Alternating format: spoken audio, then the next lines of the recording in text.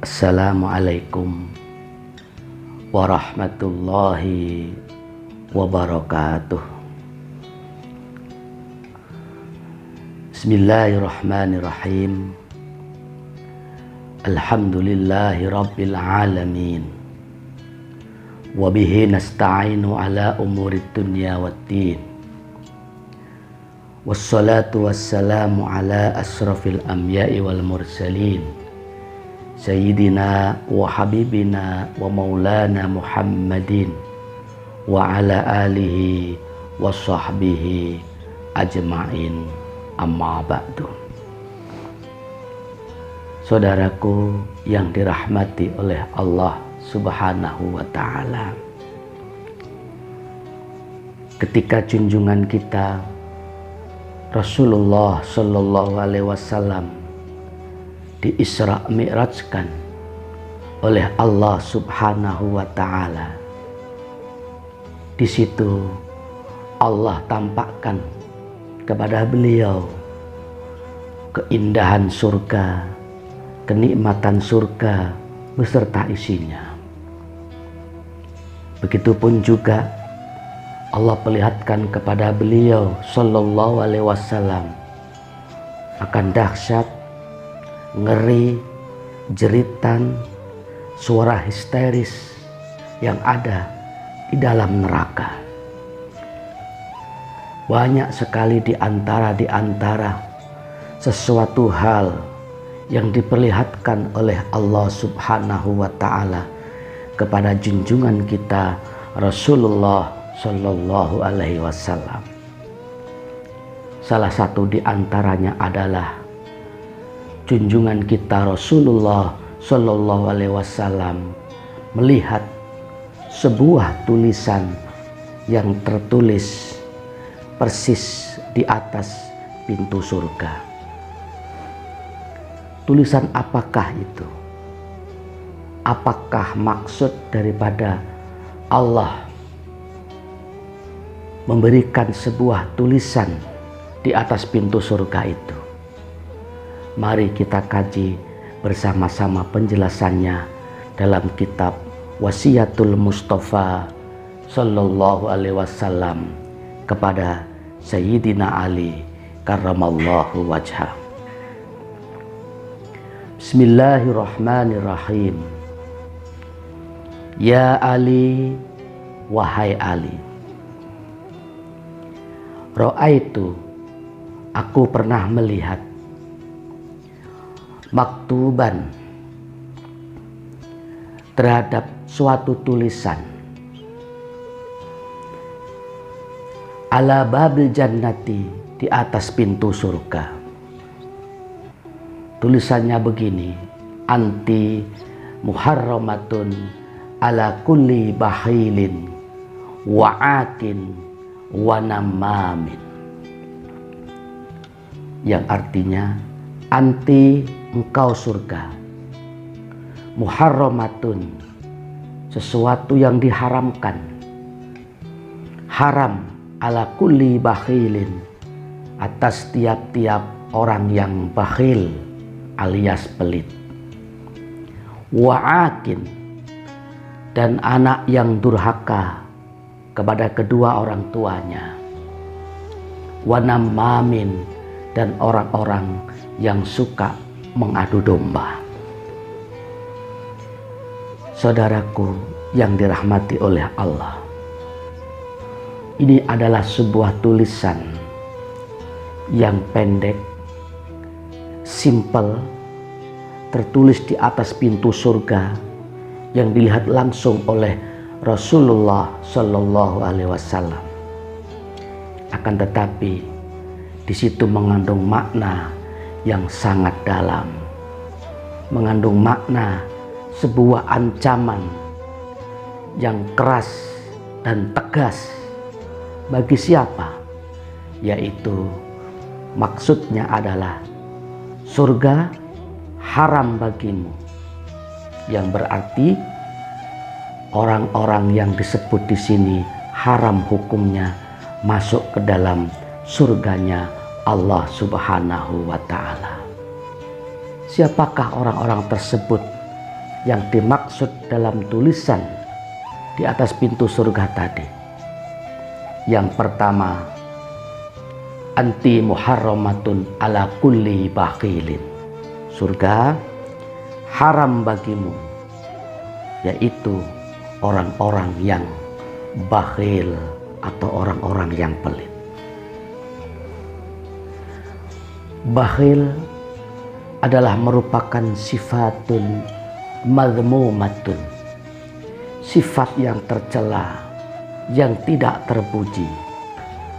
Dan bakhil merupakan salah satu sifat yang dibenci oleh Allah Subhanahu wa ta'ala, sehingga Allah pun tidak mau mendekat, bahkan menjauh daripada orang-orang yang bakhil ini.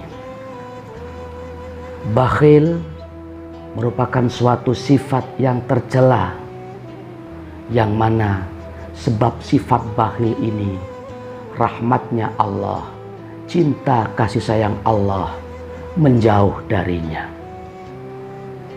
Dan bakhil adalah sifat yang tercela, yang mana sebab bakhil ini azabnya Allah, siksanya Allah akan mendekatinya. Bagaimana orang yang bakhil ini bisa masuk ke dalam surganya Allah, sementara pemilik surga Azza wa Jalla Rabbul Alamin Allah Subhanahu wa ta'ala membenci dan menjauhinya? Bagaimana mungkin orang yang bakhil ini, orang yang pelit, cintanya kepada dunia begitu luar biasa, sehingga tidak ada rasa kasihan dalam hatinya, tidak ada rasa peduli, empati kepada sesamanya yang membutuhkan bantuannya. Hubbud dunyanya begitu berlebihan. Bagaimana orang-orang ini bisa masuk surga? Padahal orang masuk surga itu bukan karena apa-apa, tak lain dan tak bukan sebab karena rahmatnya Allah Subhanahu wa ta'ala. Sementara orang yang bakhil, dia jauh daripada rahmatnya Allah. Bagaimana orang bakhil bisa masuk surga, sementara rahmatnya Allah jauh dan dekat dengan azabnya Allah Subhanahu wa ta'ala? Na'udzubillah summa na'udzubillah min dzalik. Terkecuali sebelum ajal menjemput, sebelum Israel menghampiri untuk mencabut nyawanya, orang bakhil ini bertaubat keharibaan Allah Subhanahu wa ta'ala, melepas semua baju kebakhilannya, melepas semua baju kecintaan yang berlebihan kepada dunia, dan berganti memakai baju kehidupan dengan sifat dermawan, berganti memakai baju kehidupan dengan tidak begitu cinta yang berlebihan kepada dunia, sehingga dia mudah untuk bersedekah, zakat, infak, membantu sesama, dan lain-lain sebagainya. Insya Allah, kalau orang yang bakhil, yang pelit ini bertaubat kepada Allah Subhanahu wa ta'ala dengan taubatan nasuha, dengan taubat yang sebenar-benarnya, belajar, berlatih sedikit demi sedikit untuk mengamalkan sifat sahih, sifat dermawan, insya Allah orang ini akan menjadi bagian daripada orang-orang yang dicintai dan didekati oleh Allah, dan insya Allah akan menjadi penduduk surganya Allah Subhanahu wa ta'ala. Amin ya rabbal alamin. Ini yang pertama yang diharamkan oleh Allah untuk masuk surga, na'udzubillah min dzalik, yaitu orang yang bakhil alias orang yang pelit. Kemudian yang kedua yaitu wa'akin, dan anak yang durhaka kepada kedua orang tuanya. Sebagaimana yang telah sama-sama maklum bahwasannya Allah Subhanahu wa Ta'ala menciptakan umat manusia maujud ke muka bumi ini, termasuk kita semuanya, itu tidak tiba-tiba langsung ada. Tidak seketika tiba-tiba wujud sebesar kita, segede kita saat ini. Tidak. Akan tetapi melalui syariat, melalui proses, melalui perantara. Apa itu? Tak lain dan tak bukan adalah adanya bapak ibu, kedua orang tua kita masing-masing. Dengan demikian, Islam sangat memperhatikan dalam hal ini. Sebagai seorang anak, wajib hukumnya untuk takzim, menghormati, mentaati kepada kedua orang tua kita selama perintahnya tidak bertentangan dengan perintahnya Allah Subhanahu wa Ta'ala. Begitu besar jasa orang tua kepada kita. Begitu besar pengorbanan bapak, ibu kita. Sehingga seberapapun kemampuan kita, kita tidak akan mampu untuk membalas jasa-jasa kedua orang tua kita kepada diri kita masing-masing. Bagaimana mereka, beliau-beliau itu merawat kita, terutama ibu mengandung kita 9 bulan 10 hari, melahirkan, capek, sakit, nyawa taruhannya, mengeluarkan diri kita masing-masing dari alam rahim, alam kandungan, untuk keluar ke alam dunia. Itu taruhannya bagi seorang ibu adalah antara hidup dan mati. Jika selamat, ibu kita akan hidup. Jika Allah berkehendak, maka di situ akan kembali kepada Allah, meninggal dunia untuk melahirkan kita semuanya. Inna lillahi wa inna ilaihi raji'un. Begitupun bapak kita, ayah kita. Besar sekali jasanya dalam kehidupan kita masing-masing. Rasanya begitu panjang, begitu luas. Jikalau Al-Fakir menjelaskan akan jasa-jasa orang tua kepada kehidupan kita masing-masing. Yang pasti, sebagai seorang muslim, kita berkewajiban untuk hormat, untuk takzim, memandang kepada kedua orang tua kita dengan pandangan penuh cinta dan kasih sayang. Mentaatinya, berusaha, membikin senang, membikin redo kedua orang tua kita. Sebab ridallah fi ridal walidain wa suhtullah fi suhtil walidain. Redonya Allah itu terletak pada redonya kedua orang tua.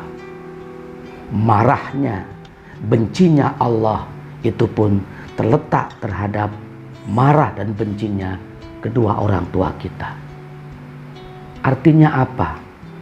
Jikalau kita sebagai anak mampu membahagiakan orang tua kita, membikin beliau-beliau tersenyum, membikin beliau-beliau redo dengan perilaku akhlak kita yang baik kepada beliau. Dengan demikian insya Allah ketika bapak, ibu kita masing-masing redo kepada kita, insya Allah Allah Subhanahu wa Ta'ala pun juga meredoi kepada kita semuanya sebagai anak.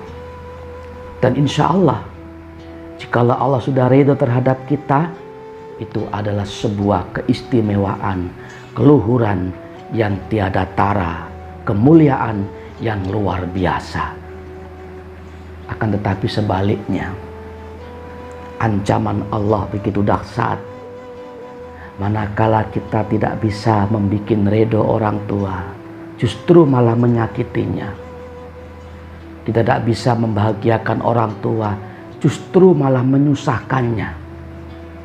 kehidupan kita menjadi beban batin, ucapan kita membuat hati orang tua kita sedih, perilaku kita, perbuatan kita menjadi sababiah orang tua kita nyesek, mengeluarkan air mata kesedihan, sehingga orang tua kita menjadi ghadab, sukhti, menjadi marah, benci terhadap kehidupan kita. Dengan demikian, na'udzubillah min dzalik, tidak menutup kemungkinan ketika orang tua kita marah, benci, tidak ridho terhadap kehidupan kita masing-masing sebagai seorang anak, disitulah marahnya Allah, bencinya Allah akan kita dapatkan. Na'udzubillah summa na'udzubillah min dzalik. Itu sebabnya kenapa Allah membuat sebuah tulisan di atas pintu surga, anti muharramatun. Yang pertama tadi, ala kulli bahilin, surga haram bagimu, bagi orang-orang yang bakhil. Wa'akin, yang kedua, surga haram bagimu, bagi anak yang durhaka kepada kedua orang tuanya. Dengan demikian, jikalau kita sebagai seorang muslim, seorang mukmin yang tentunya meyakini akan kehidupan akhirat, mengimani akan adanya surga, akan adanya neraka, dan yang pasti kita sebagai seorang muslim, sebagai hamba Allah, menginginkan kehidupan kita bahagia, sejahtera di dunia, dan kelak di akhirat bisa masuk ke dalam surganya Allah Subhanahu wa ta'ala. Hendaknya pertama, jauhi sifat bakhil, sifat pelit. Yang kedua, jauhi sifat menyakiti hati orang tua, durhaka kepada kedua orang tua. Sebab kedua-duanya ini menjadi manik, menjadi penghalang bagi pemiliknya untuk masuk ke dalam surganya Allah Subhanahu wa ta'ala. Ini yang kedua. Kemudian yang ketiga, wanamamin, dan orang yang suka mengadu domba. Saudaraku yang dirahmati oleh Allah Subhanahu wa ta'ala, kita sebagai seorang hamba diberikan sebuah anugerah oleh Allah, fisik yang begitu sempurna, ataupun nikmat-nikmat Allah yang lainnya. Salah satu nikmat Allah yang utama, yang istimewa, yang diberikan kepada kita selaku hambanya adalah Allah memberikan bibir, menciptakan bibir, menciptakan lidah. Tapi satu yang pasti, Allah menciptakan ini bukan untuk sesekali berbicara, mengucapkan sesuatu ucapan dan pembicaraan yang dilaknat, yang dikutuk, yang dilarang oleh Allah Subhanahu wa ta'ala. Apa itu? Banyak sekali. Salah satu di antaranya, lidah atau bibir ini bukan untuk berbohong. Allah ciptakan bibir, ciptakan lidah bukan untuk ghibah, menggunjing, mengumbar aib, kebobrokan orang lain. Allah menciptakan lidah, menciptakan bibir bukan untuk mencaci, bukan untuk memaki, bukan untuk menghina, menyakiti orang lain. Dan satu lagi, Allah menciptakan indahnya bibir, keajaiban-keajaiban yang ada dalam lidah itu sendiri bukan untuk namam, bukan untuk mengadu domba.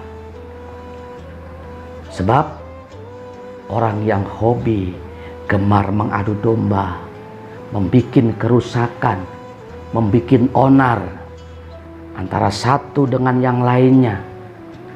Bagaimana supaya orang ini bisa berantem, supaya tidak akur? Dibikinlah fitnah-fitnah yang keji, fitnah-fitnah yang membuat orang lain celaka. Apalagi di era sekarang, Mungkin fitnah itu tidak hanya melalui lidah, tidak hanya melalui bibir, bisa dengan melalui sebuah ketikan tangan, tulisan, membuat berita-berita hoax, membuat fitnah-fitnah keji terhadap sesama muslim, terhadap saudara-saudara kita seiman dan seislam. Begitu kejinya, bukan lagi lidah, tangannya mengetik sebuah ketikan, baik itu melalui komputer, melalui HP, dan lain sebagainya. Menyebar berita hoax, bikin berita kebohongan, fitnah kemana-mana, adu domba di mana-mana. Na'udzubillah, summa na'udzubillah min dzalik. Ingat, Allah menciptakan jemari kita. Ingat, Allah menciptakan bibir dan lidah kita sesekali bukan untuk menyakiti hati orang lain, sesekali bukan untuk menghibah, menggunjing, membicarakan aib orang lain, dan sesekali bukan untuk memfitnah atau mengadu domba kepada sesamanya. Ancaman Allah sangatlah berat. Apa? Bagi orang yang suka mengadu domba, haram hukumnya untuk masuk ke dalam surganya Allah Subhanahu wa ta'ala. Na'udzubillah, summa na'udzubillah min dzalik. Dengan demikian, saudaraku dimanapun berada, mari sama-sama kita berjuang melawan musuh kita yang nyata, yang begitu berat. Siapa musuh kita yang begitu berat? Tak lain dan tak bukan adalah hawa nafsu kita masing-masing. Dengan melawan hawa nafsu sedikit demi sedikit, senantiasa berdoa, memohon kepada Allah untuk diberikan sebuah pertolongan agar kita terhindar daripada 3 perkara yang mengharamkan pemiliknya untuk masuk ke dalam surganya Allah Subhanahu wa ta'ala. Bagaimana penyesalan kita, padahal kita sebagai seorang mukmin, tujuan hidup akhir kita adalah mendapatkan ridho Allah. Tujuan akhir hidup kita adalah bisa dimasukkan ke dalam surganya Allah Subhanahu wa ta'ala.